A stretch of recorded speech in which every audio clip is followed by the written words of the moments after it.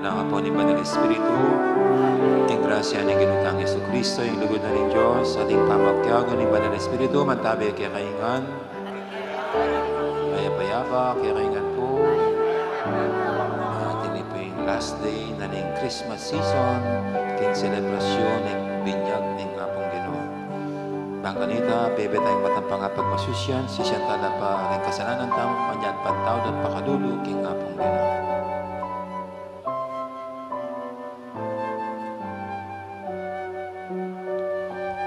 Ginong Jesus, kabilugan mong pusong tegulaning, ikekang sarili, king ipa at karing tao, Ginoo pakalulu. Yesu Kristo, akilala ning ipa, nung makanano ng kang sumuyo kaya at karing tao, niya nga nang sinabi, itiya, ing pakamalang kong anak, Kristo pakalulu. Ginong Jesus, pakisan metong mo kami, king kekang sarili, dandaman mi mo naman sanang sabyan ning ipa, ikayo ring pakamalang kong anak, Ginoo pakalulu. Ing Diyos sa may paintutu, pakaluluwa na katamo at king pangapatawad na rin kasalanan tamo, idala na katangan sana, king biye alangang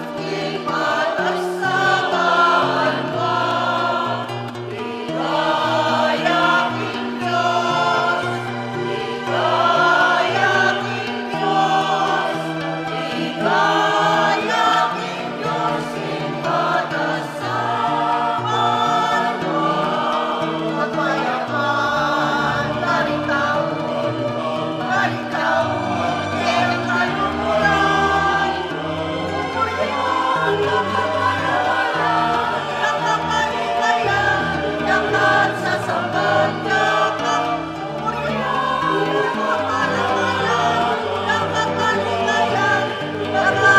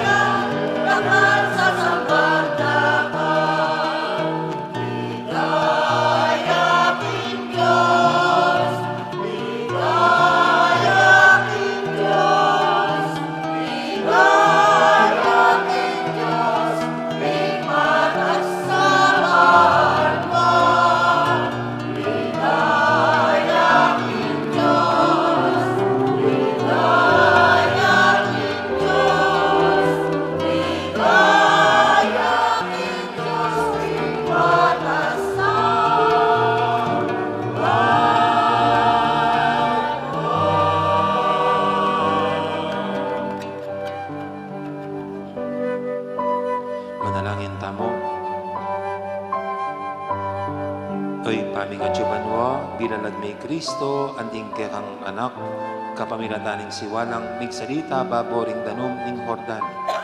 Ding sablang nating dake, king panganak ng Diyos, kapamilatan ng Kristo, tukyan dia sana yung kayang dala ning kasuywan, at yaninag ing ligaya ning kayang kayarian, ang gana ka ring sikoti ning yato. Huling ginuya, manggaman king alangangga.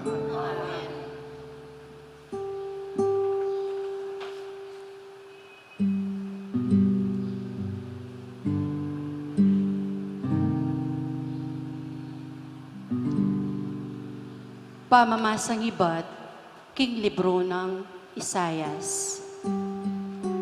Nga nang sasabi ning Ginoo, oy ni ingkahong talasuyo, akahong pasik nangan.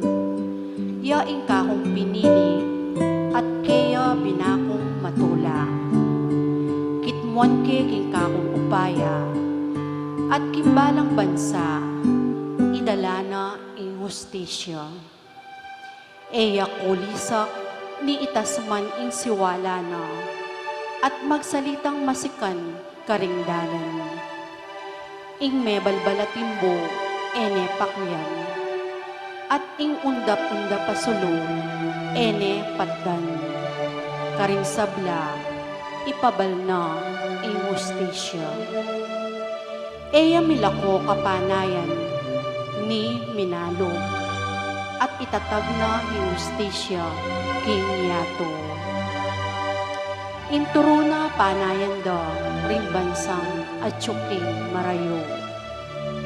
Ako ing Ginoo, ing minawos at mikwalong upaya keko, ban kayam pagsikapan matupad ing hustisya king yato. King kapamilatan mo, gawa kong kasunduan karing sablang tao. King kapamilatan mo, mipabal kong sala karing bansa. Ding matara, ding bulag, kaya kalang ibuklat, at ibulos ding atyo pakaluklok karing maralumdum asupulan. Ing amano ning Ginoo. Pagkalubanin sanang kapayapan ning Ginoo, ing kayang balayan.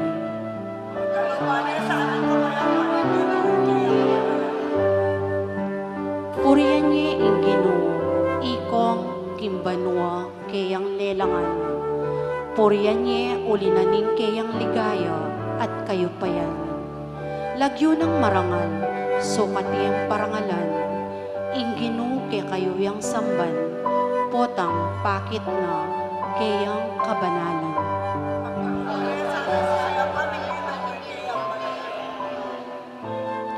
Ing siwala ning Ginoo, mararamdam babo ning danuman. Ing siwala na, kakabling king malapad adanuman. Ing siwala ning Ginoo, mayupayaya. Ing siwala ning Ginoo, mitmuyang kamalan.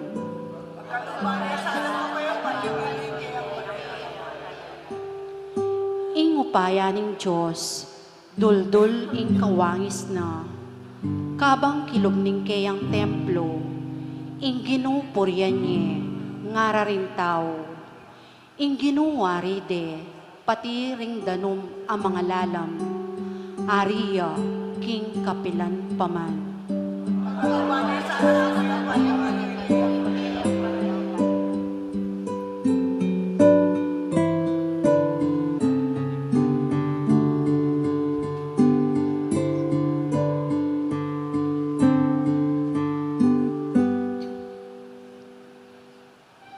Pamamasang ibot, kin libro ning dapat daring apostol. Nganong migsalitang Pedro, gini ko tune akikilala, nung makananong in Diyos, iyabiyasang mga biran kenuman. Ing ninumang ating taong ating takot kin Diyos, at darabtanay matulid, karapat dapat ya arapana, nuye paman bansang menibatan. Baluyo king pepabalo na ning Diyos, ing kayang amano, karing memalen na ning Israel. At karela mi pasyag ing may abalita ning kapayapan, king kapamilatan ng Heso Kristo, aginura ding sablang tao. Baluyo itang mga ragul abage, aming apalyari king kabilugan alabot na ning Israel. Magmula ka rin Galilea, kay ba't na ning binyag penaral ng Juan. Baluyo itang tungkol kang Jesus ning Nazaret, nung makanano niyang linya ning Diyos, king Espiritu Santo, at king Opaya. Pablasang in Diyos at Tsukeya, mintaya ka rin sablang lugal, darapat mayap at pakayap ka rin sablang, inalip na ning Diablo. Ning amano ning Ginoo.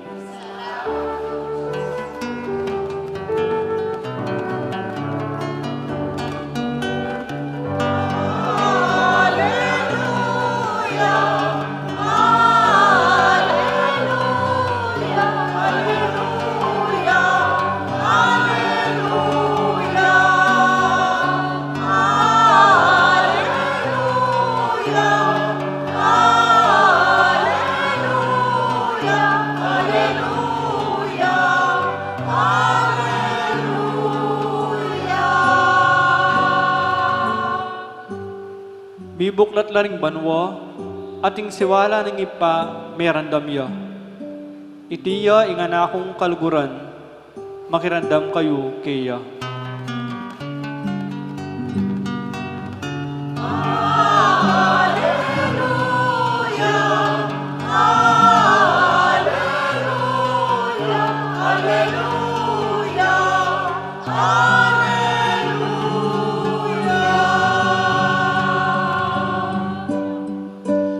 Manatili kaya kayo.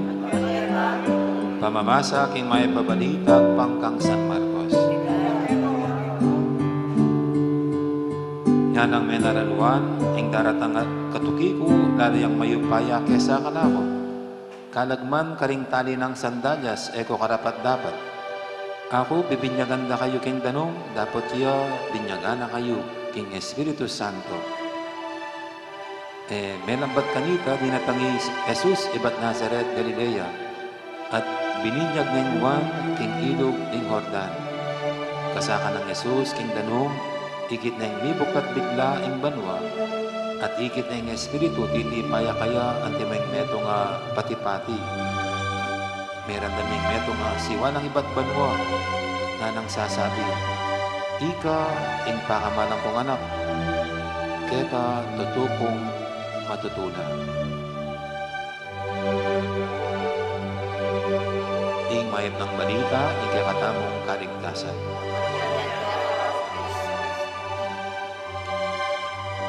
Ito na po ang huling araw ng Christmas season. So, ang Christmas po hindi lang isang araw para sa ating Katoliko. It is a season, isang panahon ng Pasko.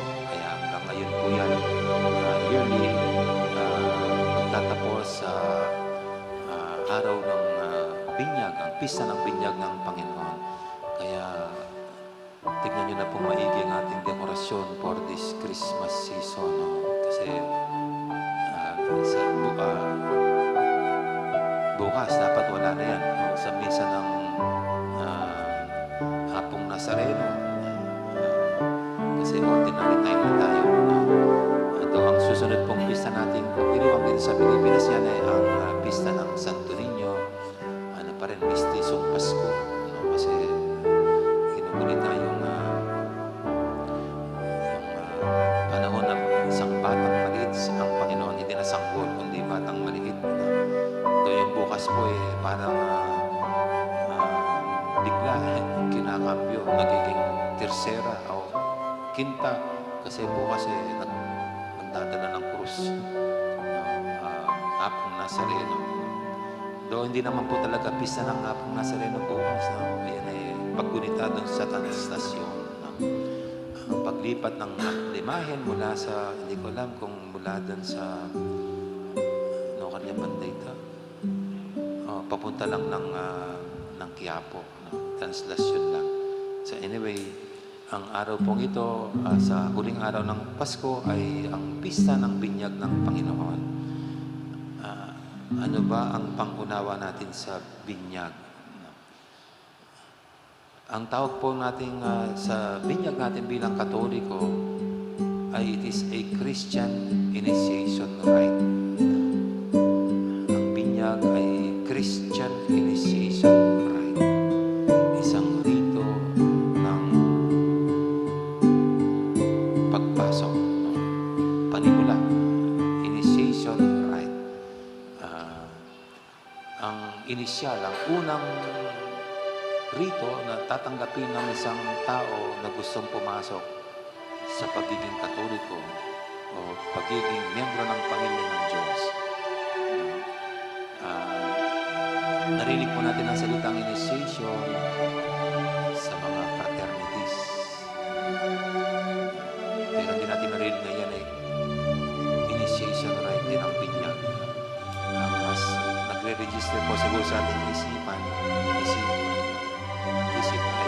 yung sa mga fraternities na initiation rite nila at ang ating laging nababalitaan dyan sa initiation rite nila ng mga fraternities ay merong mga namamatay.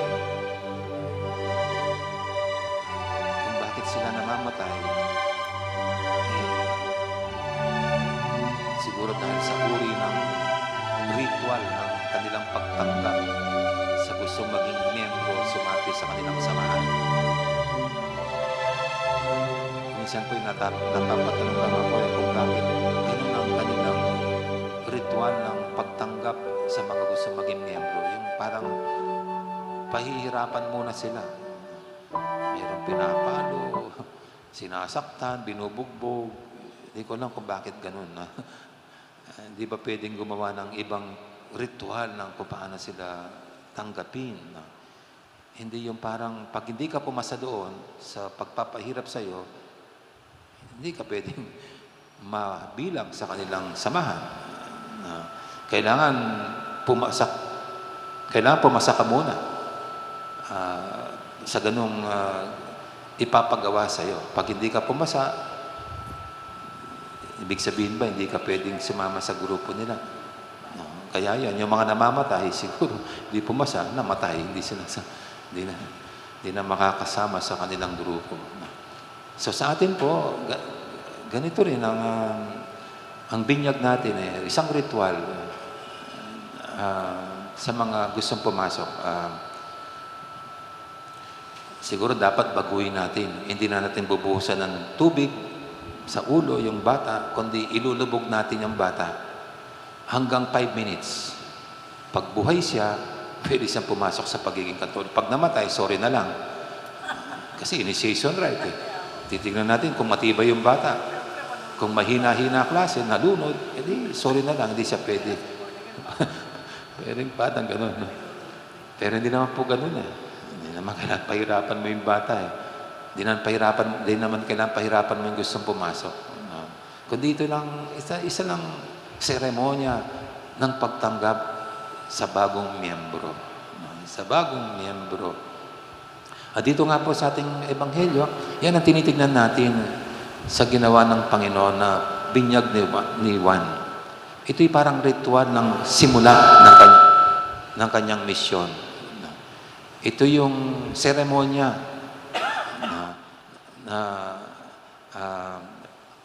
ng ngayon uumpisahan na niya ang kanyang misyon na habilin sa kanya ng Ama.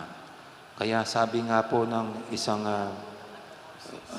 kapatid na pare, ngayon sa huling araw ng Pasko, from incarnation ng Panginoon to mission.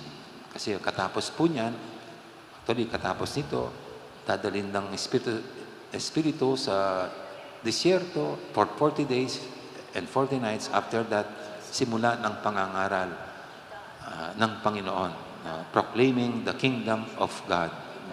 Kaya ang binyag po niya itang seremonya naman ng simula ng kanyang banal na gawain. At siguro magandang balikan po sa atin din. Sa ang ating binyag, magandang balikan sa araw na ito. Ito yung simula ng ating pagpasok sa simbahan. Simula ng ating pag-anib sa banal na pamilya ng Diyos. Simula ng ating pagsasabuhay ng buhay na maka-Diyos, para sa Diyos. Kaya yung pong kanta ni Among Greg, it says it all. No, yung Balenapari, Balenari. Yung pong isang verse doon, napakaganda. Sabi niya, no, me binyag tamo, mete kambena. Ibig sabihin, nabinyag daw tayo at namatay kasama ng Panginoon. Me binyag tamo, mete kambena, ban subling mie, king panibayong bie. So, with our death, with the Lord, comes a new life for all of us. Namatay ang lumang pagkatao, ipinanganak ang bagong nilikha sa atin. Bagong buhay. Bagong buhay. Kaya yung pong susunod na verse ay napakaganda. Beta mungin. Hindi mo na yung may binyag tamo, mete kambena, ban subling mie, king panibayong bie. At napakaganda po itong next na. Beta mungeni. Our life today, ang buhay natin ngayon, sabi niya, Beta mungeni, bieya para King Diyos. Our life now is a life for the Lord. Ang buhay natin ngayon, dahil tayo nabinyagan, napabilang kay Kristo, ay buhay para sa Diyos. Sabi niya. At ang last line, sabi niya, Beta mungeni, bieya para King Diyos. And then it is, ano ba yan? Parang sinusugo ka niya. Yan, just reminding ourselves, yan, inkayaw san. That is our call. That is where we were called when we were baptized. No. Yan, inkayaw san. Yan, dikilan. Napakaganda po. We were called to that kind of life, a life with God, a life for God. No. That is where we were called, and that's where our calling is. No. Kaya sabi niya, iyan ang isabuhay. Iyan ang gawin. So with that, dito po sa araw ng ito, na ginugunita natin sa binyag ng Panginoon, ay simula ng kanyang misyon. Nung tayo rin nabinyagan, let us remind ourselves, yan din ang simula ng ating misyon, ang buhay na laan sa Diyos. O yan, yung kakatang dikilan. Balita, sa bawat panalangin, sabihin natin, Ginoo, pakiramdaman mo kami, kapamilataning anak mo.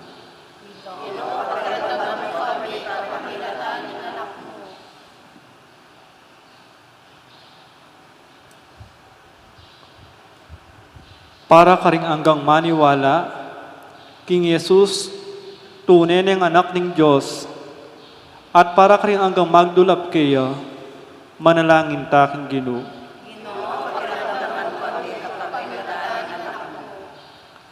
Para karing anggang bininyagan, mielasanang ating pakamalan ng anak ng Diyos, manalangin ta king Ginoo.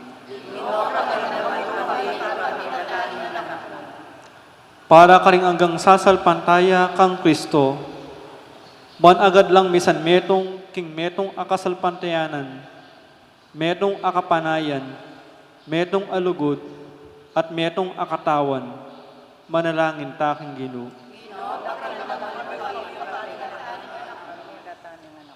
Para karing ingbira mistulang alang kabaldugan, para karing alang pag-asa, pauli ning karelang kamalyan, para karing anggang magdilidili king biye, manalangin ta king Ginoo. Para kaniti at king balang komunidad Kristiyana, ban miyabi-yabi tamong pagdulapan ing kaburyanin Diyos at mangong sikanan iba't kaniting Eucharistia, manalangin ta king Ginoo. Ngini adwan tamo ing sarili tang kapagnasan.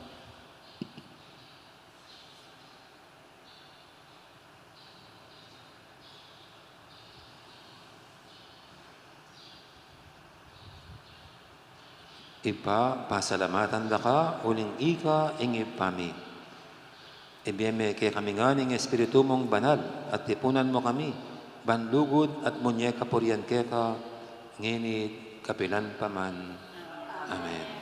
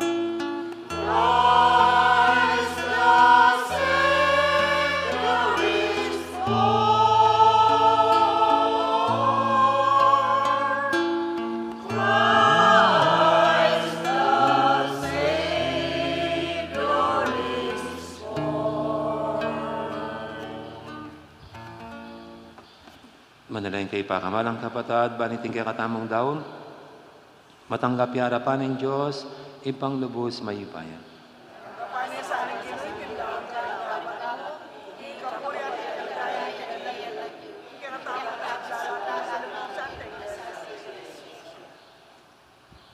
O Diyos, pag masusyan mi, ing pangapahayag ng Kristong kay kang anak, amilalako king kasalanan yato. Tanggapan mo reting kekeng ain, at papusan mong makisan metong la king kayang sakripisyo, uning ginuya manggaman king alanganga. Ing ginuman atilya kay kayo, yat nayo rin puso yu. Pasalamatan tayong Ginoo a Diyos tamo. Tunay rin karapat dapat at matuli ding pasalamatan da kang paratit numang kanino impa, Diyos king alanganga lubos maipaya. Pepakit may ulaga, ing binyag, abayong kalam ibat keka, kapaminatan daling wagat, bagi makapagmulala, king ilog ng Hordan. Meron daming siwala mong ibat banwa, bangisingan mo kay kasalpantayanan, king pangatsu, ding amano mong may katawan tao. Ang init busan mi. Ing espiritu mo may yakit siya, king anyo ning patipati. Pepakilala ni Jesus, anting kekang talasuyo, at dinyan me kambening tula, anting Kristo ang may tuburan. bang magdala karing kalulu king may pabalita ning kaligtasan. King mapupus-pupus ming tula, kakablas miketi king yatu, ing dalit daring anghel karing banwa. Ngining pupurian daing ketang ligaya, manggaman king alanganga, at ngaming kakanta.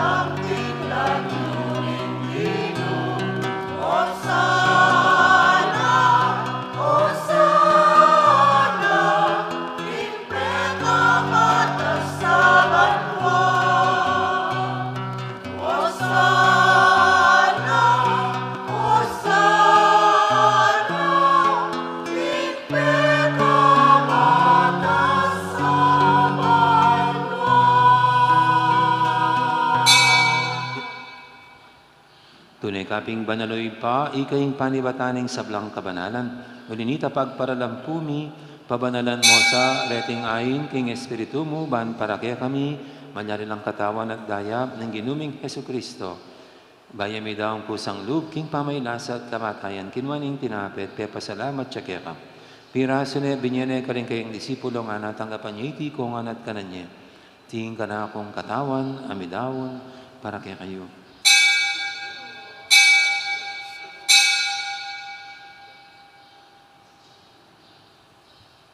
Makanya mo naman kay baning apunan, kinuwaning kalis, pasibayang pepasalamat kaya ka. At binyining kalis, karing kayang disipulo nga natanggapan niya iti kung an minum ko kaniti. Iti ing kalis, ing kanakong daya. Ing daya ning bay talang hanggang tipan. Ami bubu para kaya kayat para kaning sablang tao. Banketa may patawaran na ring kasalanan. Napta niya iti bilang kapigaganakan kanako.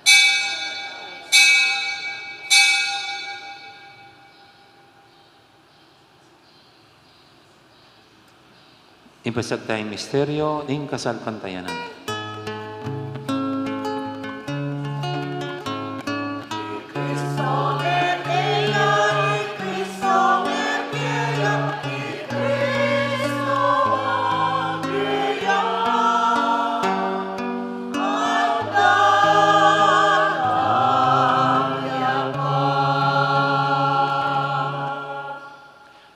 Gaganakan mi oy pa, ing kamatayan at pamanyab din ang mebiyan ng anak mo, daramya kaya kaiting tinapin, ing biyating kalis ng kaligtasan. Layon ming pasalamatan kaya ka, ing pepalyarian mo kaming matampang talakadarapan mo ban sumuyo kaya ka. Abang babaeng pagamwa mo, king ikaming ansanang misulusulo, king katawan at dayang Kristo, tipuna na kaming anting metong ning banal espiritu.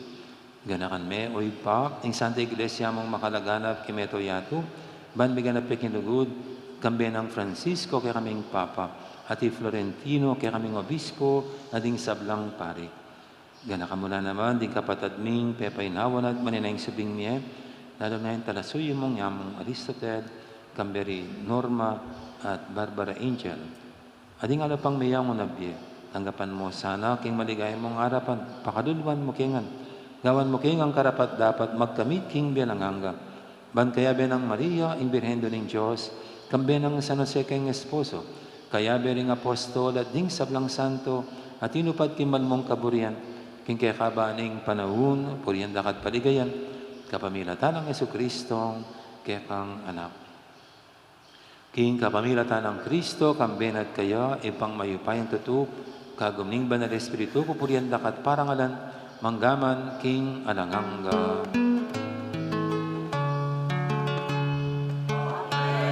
Amen. Amen.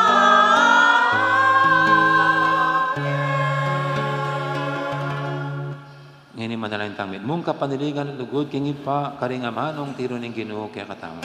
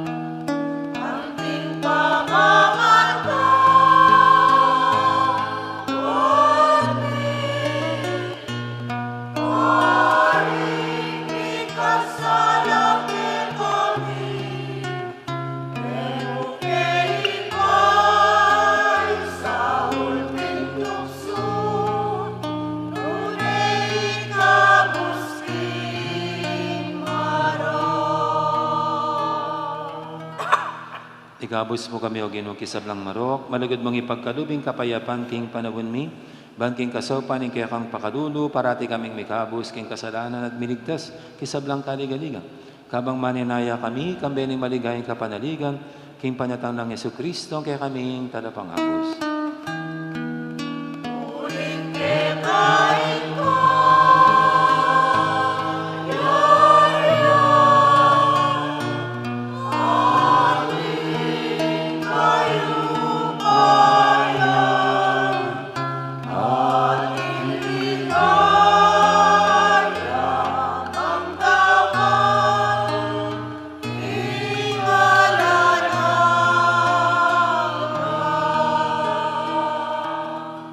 O Ginoong Yesu Kristo, sinabi ka rin kaya kang apostol, ing kapayapan nalakwang ko kaya kayo, ing kapayapan ko babiya ko kaya kayo.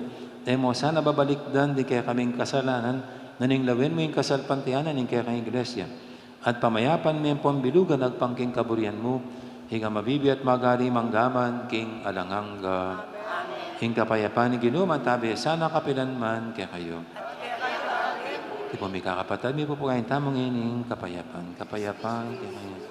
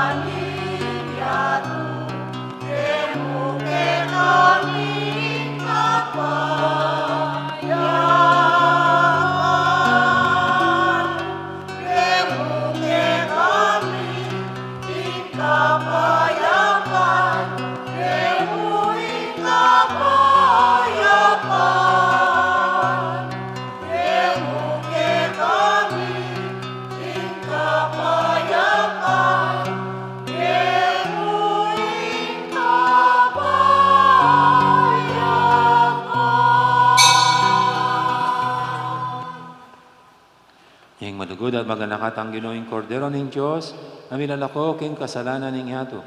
Noon tamang kimbirana, kaniting banal ng komunyon. Ginoo ay matampang tanggap kaya ka, dapat sa kasming amano mo. Amen.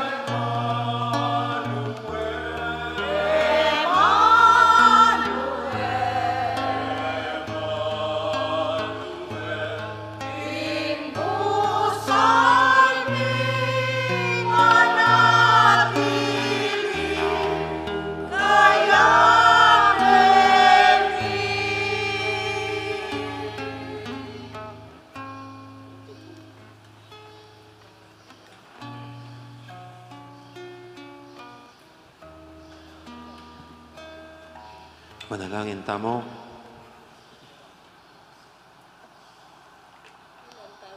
O Ginoo, pakanan mo kami, king tinapay ba't banwa. Kimit mong kasalpantayanan, dandaman miyasana ang anak mo, at maging anak mo kami, king lagyo at king katutuan.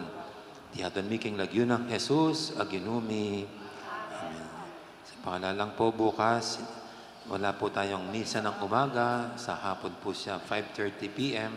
para bigyan daan ang misa ng Poong Nazareno, no? Para hindi na pupunta ng Quiapo yung mga devotees, no? Dito na po sila magsimba bukas po ng 5:30 p.m. para hindi na kayo makipagsiksikan pa sa Quiapo, no? Dito na. Okay. So ulit ko po, bukas walang misa ng umaga, kundi sa hapon po siya 5:30 p.m. Ang Ginoo manatili kay kayo. Ido ko yare buntok para king masusing bendisyon, king kayang binyag, Jesus, ikit na, ing kayang bokasyon, ing sumuyo king Diyos at king tao, king kakatang binyag, miyabye, ing kakatang bokasyon, king sarili tamong malating paralan, iti ing bokasyon ng Jesus. Ing balang metong kakatamo, maging metong yasa ng tapat at talasuyod, anak ng ipa, metong ang mapakumbabang talasuyo, ling makapaligid kakatamo. At bendisyonan na kayo ng Diyos sa mayupay tutu, ing ipa, amponing anak, amponing banal Espiritu, kumain ako king kapayapan at king lugod ng Ginoo. Salamat, King Diyos. Lahat po salamat, Maya Porras. Huling hirit, Merry Christmas, Happy New Year. Merry Christmas.